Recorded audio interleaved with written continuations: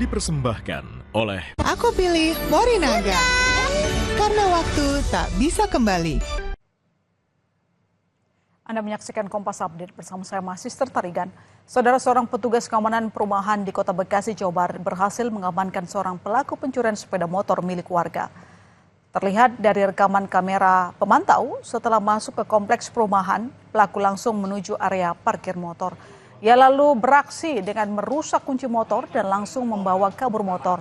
Saat hendak melintasi gerbang utama perumahan, pelaku memacu motor hasil curiannya.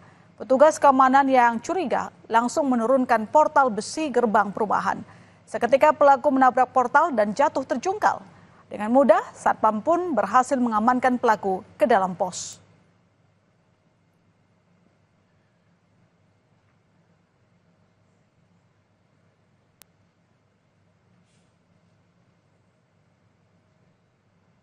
Demikian Kompas Update, sesaat lagi Anda masih akan menyaksikan berita utama. Kompas Update dipersembahkan oleh Main judi online itu ya, kerugian saya itu ratusan juta. fenomena pelanggaran hukum yang kerap terjadi di tengah masyarakat. Buat sama handphone ya, kata dia gitu kan. Ini buat bukti ke bos gua, buat laporan. Jadi kalau mesin plat itu kita bikinnya sekalian 22 miliar itu. Siaga dan waspada selalu.